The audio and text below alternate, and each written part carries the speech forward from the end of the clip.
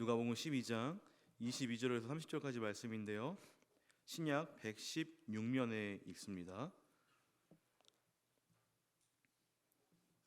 우리 한 절씩 교독하겠습니다. 제가 먼저 읽겠습니다. 또 제자들에게 이르시되 그러므로 내가 너희에게 이르노니 너희 목숨을 위하여 무엇을 먹을까 몸을 위하여 무엇을 입을까 염려하지 말라. 목숨이 음식보다 중하고 몸이 의복보다 중하니라. 까마귀를 생각하라. 심지도 아니하고 거두지도 아니하며 골방도 없고 창고도 없으네 하나님이 기르시나니 너희는 새보다 얼마나 더 귀하냐. 또 너희 중에 누가 염려함으로 그 키를 한 자라도 더할 수 있느냐. 그런즉 가장 작은 일도 하지 못하면서 어찌 다른 일들을 염려하느냐. 백합화를 생각하여 보라. 실도 만들지 않고 짜지도 아니하니라. 그러나 내가 너희에게 말하노니 솔로몬의 모든 영광으로도 입은 것이 이 꽃 하나만큼 훌륭하지 못하였느니라. 오늘 있다가 내일 아궁이에 던져지는 들풀도 하나님이 이렇게 입히시거늘 하물며 너희일까 보냐. 믿음이 작은 자들아. 너희는 무엇을 먹을까 무엇을 마실까 하여 구하지 말며 근심하지도 함께 말라. 읽겠습니다. 이 모든 것은 세상 백성들이 구하는 것이라. 너희 너희 아버지께서는 이런 것이 너희에게 있어야 할 것을 아시느니라. 아멘. 이 세상은요 부자가 되면은 행복할 것이라고 이야기합니다. 더 가지고 더 소유하고 내 것이 더 늘어나면은 행복하고 평안한 삶이 될 것이라고 속삭이고 있죠. 또 이 세상은요 돈이 많으면 걱정과 근심은 사라지고 안정적인 삶을 살 수 있을 것이라고 이렇게 이야기합니다. 한때 이 공무원의 이 시험 경쟁률이 100대 1을 거뜬히 넘었던 적이 있습니다. 너도 나도 공무원이 되겠다고 했던 그런 시절이 있었죠. 왜 이렇게 많은 사람들이 공무원이 되려고 했을까요? 아마도 오늘과 미래에 대한 걱정이 없었기 때문에 연금이 나의 노후를 보장해주고 또 엄청 큰 돈은 아니지만 밀릴 일 없는 그 월급이 나의 은퇴 때까지 계속 지속되기 때문입니다. 사람들은 안정을 원하고 또 이 안정은 돈과 물질의 풍요에서 이것의 공급에서 나온다고 생각합니다. 그리고 사람들은요 더 많이 벌려고 노력하고 이 물질의 원활한 공급을 위해서 보다 높은 연봉과 직업과 자신의 스펙을 쌓고 있습니다. 너무나도 잘 알고 있는 내용일 것입니다. 그런데 여러분들 이것은요 세상이 말하는 법칙이고 세상의 논리입니다. 우리가 이 논리와 법칙을 그대로 가지고 와서 교회에서도 이러한 내용을 가르치고 권한다면 구약의 성전 한복판에서 우상 숭배와 한 것 같은 꼴이 될 것입니다. 하나님은 이러한 물질의 재물의 안전과 평안이 있다고 하지 않습니다. 잘못 가르칠 수 있다는 것이죠. 너희 안전을 위해서 기도해라. 화려하고 멋진 너의 미래를 위해서 기도해라. 좋은 성적, 좋은 배우자, 좋은 앞날을 위해서 기도해라 라는 내용은요 저기 호합사에 가서도 똑같은 내용으로 기도할 수 있습니다. 이러한 기도는 이러한 방향성은 성경에서 분명하게 전하고 있습니다. 바로 이방인의 기도다, 이방인의 모습이다 라고 이야기합니다. 마태복음 6장 31절과 32절 이렇게 설명하고 있는데 우리 함께 한 목소리로 읽겠습니다. 시작. 그러므로 염려하여 이르기를 무엇을 먹을까 무엇을 마실까 무엇을 입을까 하지 말라. 이는 다 이방인들이 구하는 것이라.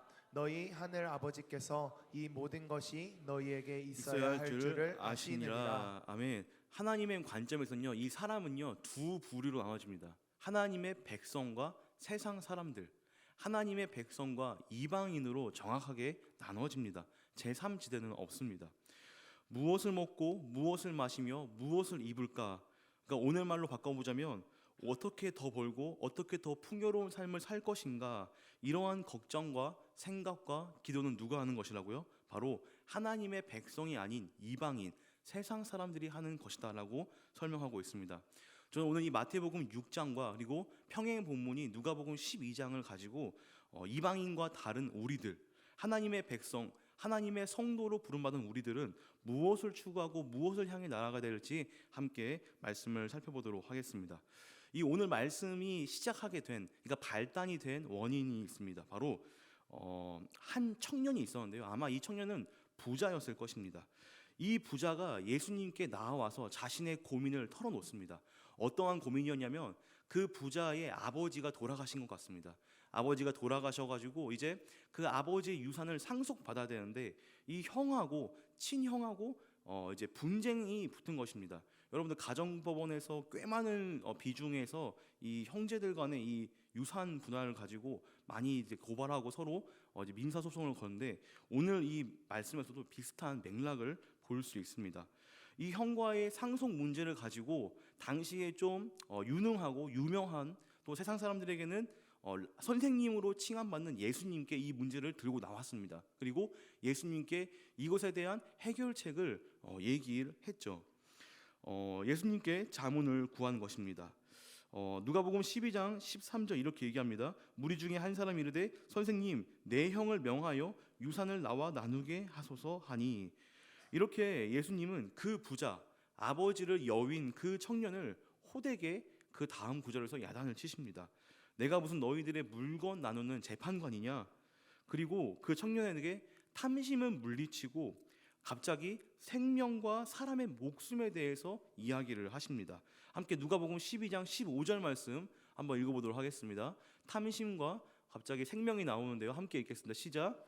그들에게 이르시되 삼가 모든 탐심을 물리치라. 사람의 생명이 그 소유에 넉넉한데 있지 아니하니라 하시고. 네, 형과 재산을 나눠서 자기가 조금 더 얻으려고 했던 그 탐심의 모습, 동생의 모습을 보며 예수님은 정확하게 그 마음 가운데 욕심이 있음을 아셨습니다. 뭐 그 정도는 뭐 우리도 알 수 있는 것이죠. 근데 예수님은 이 청년의 그 부자의 욕심과 탐심을 혼내고 끝내는 것이 아니라 갑자기 사람의 목숨과 생명을 그 뒤 이어서 이야기를 하십니다. 탐심과 목숨이 왜 같은 결에 서 있냐라는 질문을 할 수가 있죠. 여러분들 재산을 누리기 위해서 이 재산을 내가 쓰기 위해서는요, 인간의 삶이 필요합니다. 나의 시간이 필요합니다. 돈을 쓰려면 내가 시간이 있어야 되고 내 생명을 가지고 그 돈을 써야 되는 것이죠. 죽으면 이 재산은 그저 아들들에게 나눠줄 수밖에 없는 고민거리와 분쟁거리만 될 뿐, 재산을 누리고 가진다는 것은 나라는 사람이 살아 있어야 되는 그러한 의미가 있다는 것입니다. 죽어서 땡전하면 못 가져간다는 그런 이야기도 듣지 않습니까? 왜 이 마태복음에서는 이러한 먹고 마시며 누리는 것에 대한 걱정은 이방인들이나 하는 것이다라고 이렇게 얘기하냐면, 바로 이 이방인들은 생명의 근원이신 하나님을 알지 못합니다. 이방인은 생명의 주관자이신 하나님을 알지 못하는 사람들입니다. 그러기에 그들은 아웅다웅하며 하는 삶, 진정한 가치를 모르는 눈먼 인생임을 말씀이 가르쳐주고 있습니다. 이러한 내용을 이제 예수님이 곧 이어서 그 부자가 될 이 아버지의 유산을 받게 될 그 청년에게 예수님은 이러한 이야기를 하십니다. 한 부자가 있었습니다. 이 한 부자는 한 해의 수확물을 다 거두고 나서 그 소출의 풍성함을 보고 난 뒤에 내가 지금 있는 이 창고보다 더 큰 창고를 지어가지고 내가 거기에다가 올해 이 대박난 이 곡식들을 저장해야겠다라는 그러한 행복한 고민을 하고 있었습니다. 누가복음 12장 19절 말씀 이렇게 얘기하고 있죠. 함께 읽어볼까요? 시작.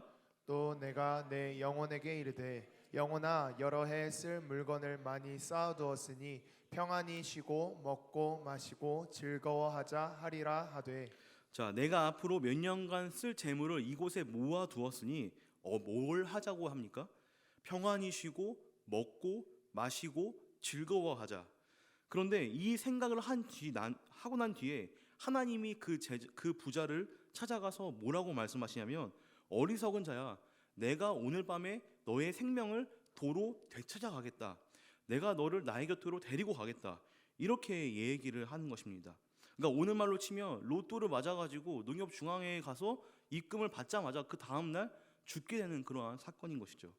여러분들, 물질의 풍요는 부자의 손에 있었지만 그 부자는 하나님의 손에 놓여 있었습니다. 그것을 몰랐던 것이죠. 이것을 아는 것이 이방인과 하나님의 백성과의 차이입니다. 이방인은요, 이 진리를 알지 못합니다. 내일이라는 시간이 나에게 올 것이다라는 확실한 것을 알고 있는 것입니다. 하나님이 허락하지 않으면, 하나님이 거두어 가시면 우리의 인생은 바로 오늘 마침표를 찍어야 될 수도 있습니다.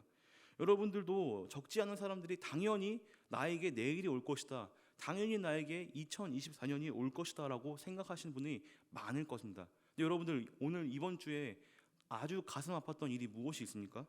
아파트 고층 아파트에 화재가 나가지고 그 아이를 구하기 위해 아빠가 두 아이를 안고 뛰어내려서 목숨을 잃은 사건, 또 동일한 그 장소에서 사람들에게 그 대피하려고 그 알리는 그 사람이 그 복도에서 죽은 사건을 우리가 너무나 가슴 아픈 사건으로 들었을 것입니다.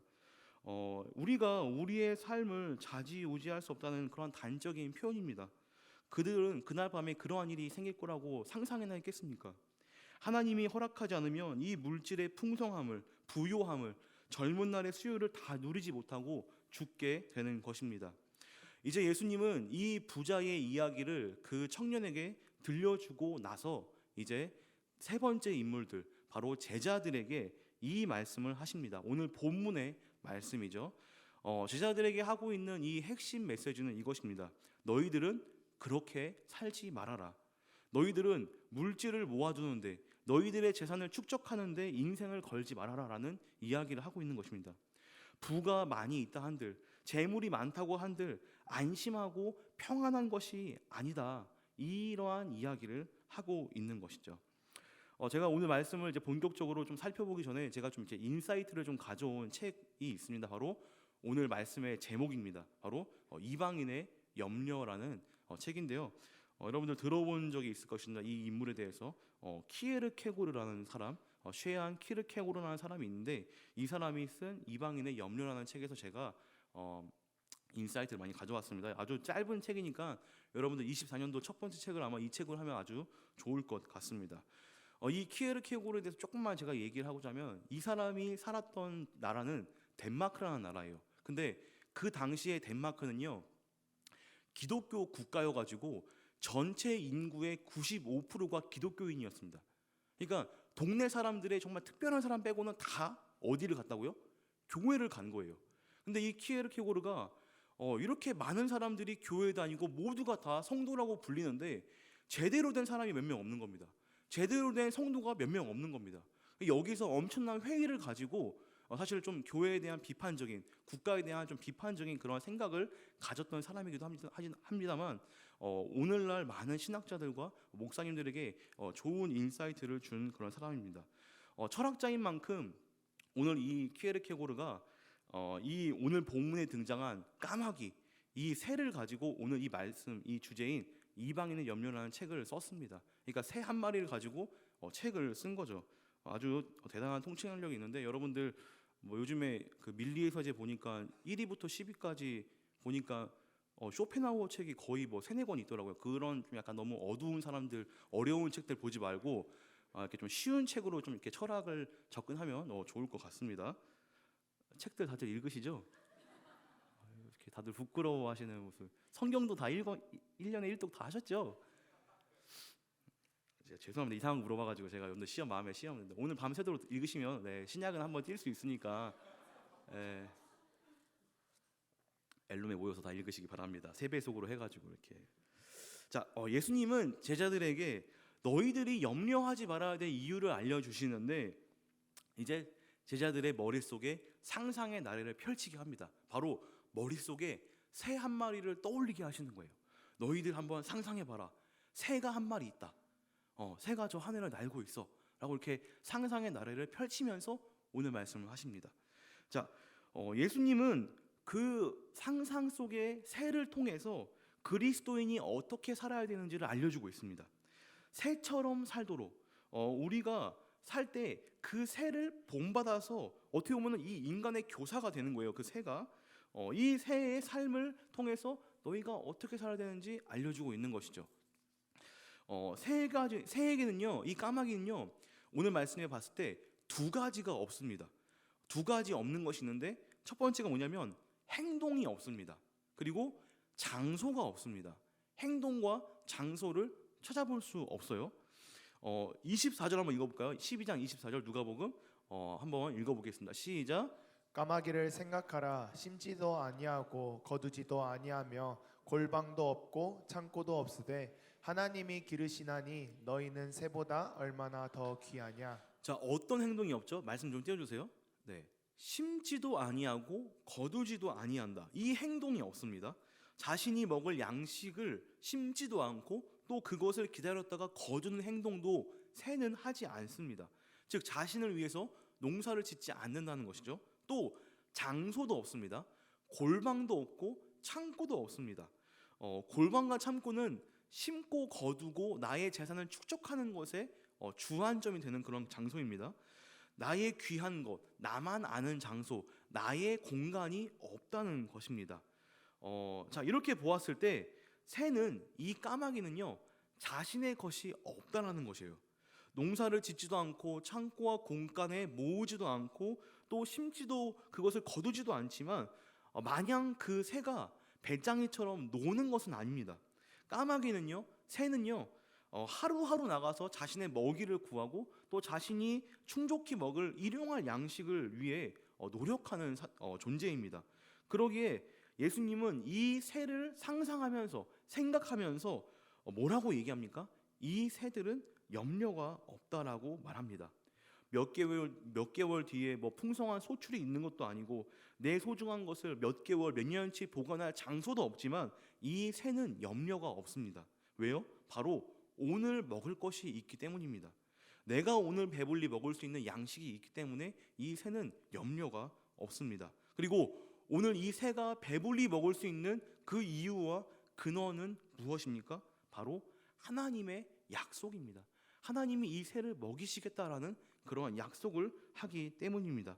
누가복음 12장 24절 이렇게 얘기합니다. 빨간색 글씨를 좀 주의해서 읽어보면 좋을 것 같습니다. 함께 읽겠습니다. 시작. 까마귀를 생각하라. 심지도 아니하고 거두지도 아니하며 골방도 없고 창고도 없으되 하나님이 기르시나니 너희는 새보다 얼마나 더 귀하냐. 누가 기릅니까? 하나님이 이 새를 기르는 것입니다. 자, 그렇다면 여러분들, 이 새는 부자입니까? 가난한 존재입니까? 부자입니까? 가난한 존재입니까? 예수님은 계속해서 이 새를 보고 너희들이 배우라고 얘기하고 있습니다. 그리스도인의 모습이 이 새의 모습에 있다고 얘기합니다. 이 새는 부자일까요? 아니요. 이 새는 가난합니다. 수중에 아무것도 없습니다. 좀 거지라고 말하긴 뭐하지만 거지와 다를 게 없습니다. 소유한 것이 하나도 없습니다. 그런데 또 어떻게 보면요, 이 새는요 부자입니다. 왜요? 여러분들, 부자는 근심과 걱정이 없다라고 이야기합니다. 오늘 성경 속의 부자도 그렇게 생각을 했어요. 평안히 놀고 평안히 쉬고 평안히 먹고 평안히 마시자. 근심 걱정이 없다라고 이렇게 이야기합니다. 그런데 이 새에게는 이렇게 근심 걱정 염려가 없습니다. 왜요? 바로 매일매일 하루하루 먹을 것을 하나님이 공급해 주시기 때문입니다. 하나님이 공급해 주신다라는 것을 제가 사실 안 것은 얼마 되지 않았습니다. 저희 아버지가 저기 완도에서 배 타고 한 1시간 정도 들어가면은 엄청난 그 꼴차게 있는 그런 섬에서 이제 목회를 한 10년 하셨었는데요. 그때 당시에 제가 이제 군대에서 이제 군인이었을 때였어요. 근데 제가 휴가를 갈 때마다 이제 아버지는 이런 얘기를 하십니다. 오늘 하나님의 어항에 가서 먹을 것을 구하자. 이게 무슨 말이에요? 하나님의 어항이 어딜까요? 바다예요. 그 목사님들이 쓰는 은어입니다. 그리고 제가 꼭 휴가 마쳐서 가면은 목사님들이 다 그 중국집에 모여 있어요. 가지고 맛있는 거 다 시켜 드셔서 뭐 계산하라고 이렇게. 그때 당시에 뭐 7급 공무원 뭐 월급 얼마나 된다고 뭐 이렇게 아무튼 그랬던 적이 있는데, 하나님의 어항에서 우리가 오늘 먹을 것을 취하자. 하도 많이 제가 전복을 먹어가지고 제 군대 동기들은 저희 아버지가 전복 양식하시는 분이신 줄 알더라고요. 아무튼 그렇게 아주 많이 그 바다에서 많은 것을 누리고 살았었습니다. 여러분들, 하나님께서 새에게 먹을 것을 매일같이 공급해 주시니 그 존재는 부족함이 없는 존재입니다. 하나님의 보호를, 참새 한 마리가 팔리고 안 팔리고 하는 것을, 이 새가 먹고 마시고 하는 것을 다 하나님의 보호, 하나님의 기르심으로 설명하고 있는 것이죠. 자, 우리는 지금까지 새를 상상하고 새를 봤습니다. 그리고 이제 우리는 한번 우리들을 한번 보기 바랍니다. 여러분들 자신을 한번 보시길 바랍니다. 아까도 말했지만 이 세상 사람들은요, 하나님의 백성 아니면 이방인, 하나님의 자녀 아니면 세상 사람, 이렇게 양분되어진다고 얘기를 하고 있습니다. 자, 여기 모인 여러분들도 제가 예수님의 제자라고 이렇게 얘기를 하겠습니다. 예수님의 제자라고 이렇게 하고, 물론 아니신 분들도 있겠지만, 물론 제자 훈련을 받아야지만 예수님의 제자가 되는 건 아니지만, 여러분들 그 제자 훈련 늦게 받으면 담임 목사님하고 받을 수 있으니까 어릴 때 빨리빨리 받으시길 바랍니다. 자, 예수님의 제자는요 염려가 없습니다. 여러분들이 예수님의 제자라면 염려와 걱정이 없습니다. 왜요? 바로 우리 선생님이신, 우리 그 시청각 교사로 등장하신 그 새, 그 까마귀보다 우리가 더 귀한 존재이기 때문입니다. 우리가 그 한낱 미물보다 훨씬 더 중요한 존재라고 오늘 성경 말씀은 이야기하고 있습니다. 그래서 제자는요 부자이던 가난한 사람이던, 다시 말할게요, 가난한 제자이던 부자 제자이던 염려가 없습니다. 자, 부자인 제자들은요 오늘 먹을 것과 내일 먹을 것, 나의 재산이 많기 때문에 근심과 걱정과 염려가 없는 게 아닙니다. 쉽게 말해 부자이기 때문에 부자여서 걱정과 염려가 없는 게 아닙니다. 부자인 제자가 염려와 걱정이 없는 이유는 바로 이 재물의 부함과 풍요가 어디서 나오는지 알기 때문입니다. 솔직히 말해서 여기서 나는 좀 산다, 나는 좀 있다, 나는 좀 가졌다 라고 하시는 분들 곰곰이 생각해 보시기 바랍니다. 여러분들 뭐 그 유튜브 그 장사의 신처럼 막 이렇게 여러분들 막 자수성가한 케이스가 거의 없을 거예요. 다 하나님의 은혜, 부모님의 도움, 어떤 좋은 타이밍을 통해서 여러분들 그러한 재산과 부를 축적했을 것입니다. 부자인 제자들은요, 내가 잘해서 성공했다, 내가 이룬 것이다, 내가 해낸 것이다라고 설명하지 않습니다. 만약 이런 사람들이 있다면, 이런 생각을 하고 있는 사람들이 있다면 이 사람은 그냥 부자일 뿐이지 제자는 아닙니다. 반대로 또 생각해 보겠습니다. 가난한 제자는 어떻습니까? 가난한 제자, 이들도 근심과 걱정과 염려가 없습니다. 왜 그렇습니까? 위에서 말했듯이 저 한낱 미물, 저 새도 기르시는 하나님이 여러분들 그들보다 더 귀하게 여기고 더 생각하시는 존재가 바로 여러분들 제자애들이기 때문입니다. 그런 하나님이 여러분들의 아버지라는 것이에요. 세상의 주관자가 여러분의 아버지이신데 가난한 제자는 근심과 걱정과 염려가 없습니다. 여러분들 재물 때문에 혹시 염려가 있으십니까? 가난한 청년이지 예수님의 제자가 아닐 수 있습니다. 물론 일시적인 이 물질에 대한 걱정과 염려는 있을 수 있습니다. 근데 여러분들 이것으로 인해서 내 인생이 완전히 침체의 길을 걷고 잠을 못 이루고 불안과 걱정에 잠식되어 있어서 평안을 못 누린다? 이거는 좀 한번 여러분들이 어떠한 상태인지를 한번 재고해 봐야 됩니다. 그리고 여러분들, 내가 목사님 저 진짜 가난해요, 저 진짜 가난한 사람입니다, 저 진짜 아무것도 없는 제자입니다, 오늘 당장 먹을 밥이 없고 라면이 없습니다 라는 분들, 여러분들 저에게 얘기하세요. 저 어저께 시골에서 쌀이 20kg짜리가 2포대가 왔어요. 제가 한 포대 드릴 테니까 쌀 20kg면 2달은 먹잖아요.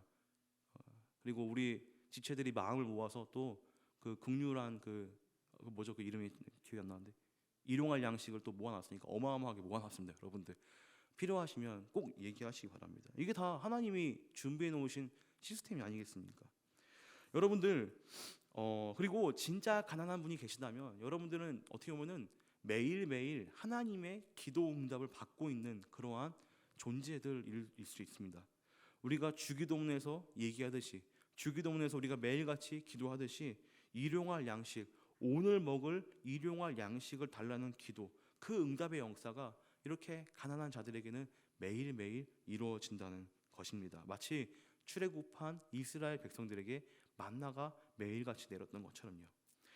여러분들 인생에 있어서 가난에 처해본 기억은 누구나 있을 것입니다. 저도 이렇게 생긴 게 아주 이렇게 얼굴이 빵빵해져가지고 저 엊그저께 머리 자르러 갔는데 그 머리 자르시는 분이 보톡스 맞으셨나봐요. 얼굴에 빵빵해지셨어요. 제가 이렇게 생긴 게 아주 부잣집 아들내미처럼 생겼지만 사실 저도 엄청 가난했었습니다. 너무 가난해가지고 이사를 4번이나 갔어요.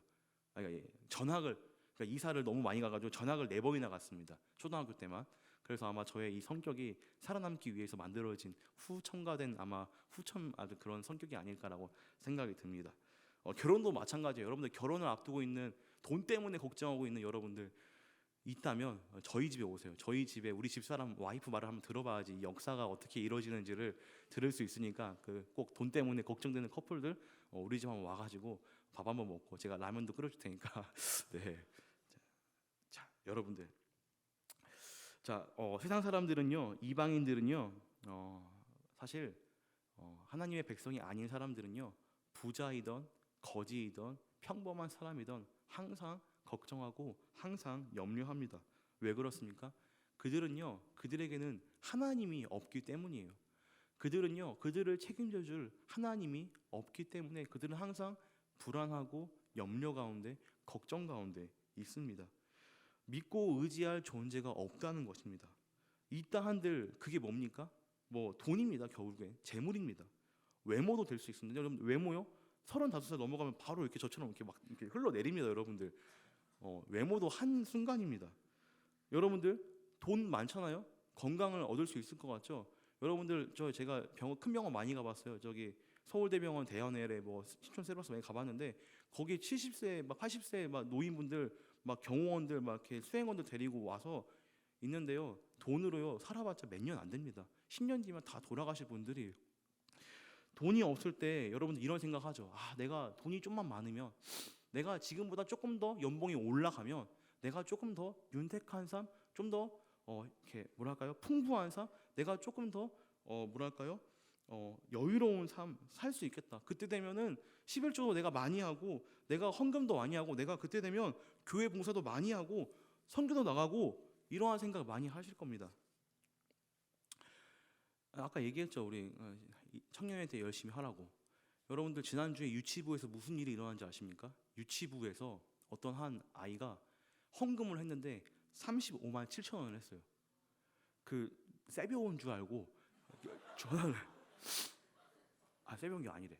심지어 그 아이는요 부모님이 믿지도 않는 아이예요. 그 하루에 한 번 착한 일을 하면은 엄마가 1,000원씩 줬대요. 근데 6살짜리 그 아이가 그 1,000원씩 모은 돈을 1년 동안 모아가지고 예수님 생일날 드렸다는 거예요. 6살짜리가. 나보다 나아요 걔가. 여러분들은 뭐예요? 아니 지금 여러분들 내가 헌금하라는 얘기가 아니에요. 헌금 가요가 아닙니다.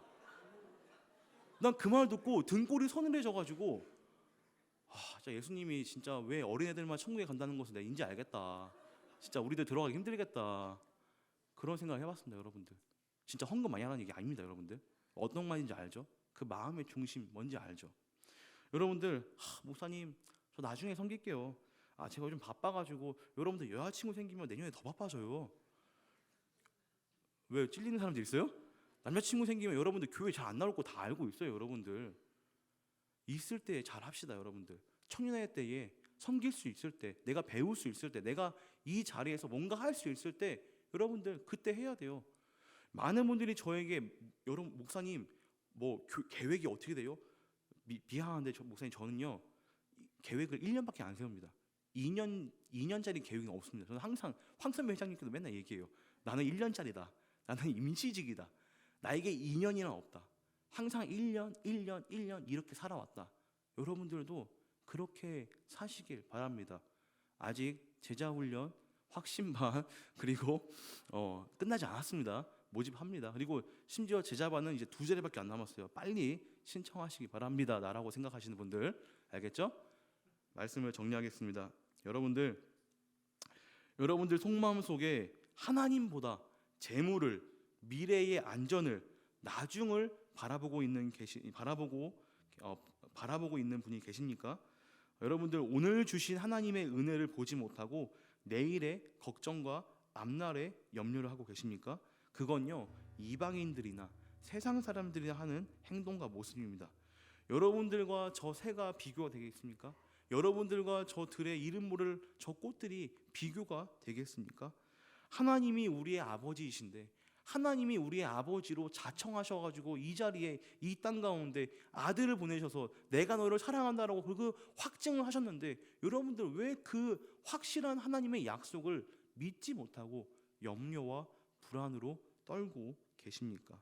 여러분들 겨우 그런 걸로 걱정하지 마십시오. 겨우 그런 것들로 염려하지 마시기 바랍니다. 오히려 여러분들이 걱정하고 염려할 것은요 내가 주님 앞에 섰을 때 내가 뭐 드릴 게 없어. 목사님, 저는 사실 청년회 때 롤을 너무 열심히 해가지고 플래티넘을 찍었습니다. 목사님, 저는요 띠부띠부씨를 이렇게 많이 모아가지고 153마리의 피카츄를 모았. 이런 거 하지 말고요. 목사님, 하나님, 저는요 청년회 때 저 월급 시간 하나님께 아이들 위해서, 놀랍게도 지난주 설교해가지고 초등부의 교사 6명이 다 구해줬어요. 이런 거에 박수 치는구나. 여러분들 때에 열심을 다해서 내년을 또 우리가 달려나가는 그런 우리 귀한 라이프 캐쳐 여러분 되시기를 주님의 이름으로 축원드립니다. 우리 다 함께 일어나서